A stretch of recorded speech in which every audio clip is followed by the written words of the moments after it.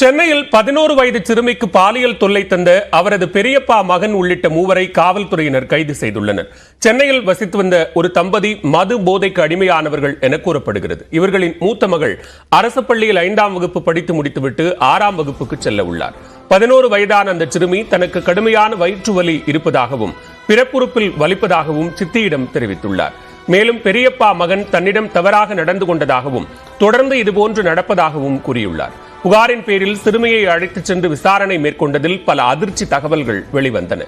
16 வயதான பெரியப்பா மகன் தின்பண்டங்களை வாங்கி கொடுத்து சிறுமிக்கு பாலியல் தொல்லை தந்ததும் அதனை எதிர்வீட்டில் இருக்கும் மற்றொரு 16 வயது சிறுவன் பார்த்து சிறுமியை மிரட்டி பாலியல் தொல்லை தந்ததும் தெரிய வந்துள்ளது. அதேபோன்று அதே பகுதியில் டெய்லர் கடை நடத்தி வரும் குமார் என்பவரும் சிறுமியை சீரழித்துள்ளதும் தெரிய வந்துள்ளது. கடந்த 6 மாதங்களாக இந்த வேதனைகளை அனுபவித்து வரும் சிறுமி தனது பெற்றோரிடம் தெரிவிக்க முயன்றபோது அவர்கள் மது போதையில் அதனை கண்டுகொள்ளவில்லை எனவும் வலி தாங்க முடியாமல் தனது சித்தியை சந்தித்து இந்த வேதனைகளை தெரிவித்ததும் தற்போது தெரிய வந்துள்ளது.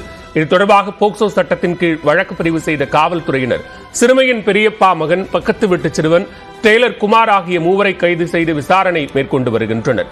சிறுமிக்கு மருத்துவ பரிசோதனை மேற்கொள்ளவும் சிகிச்சை அளிக்கவும் போலீசார் ஏற்பாடு செய்துள்ளனர்.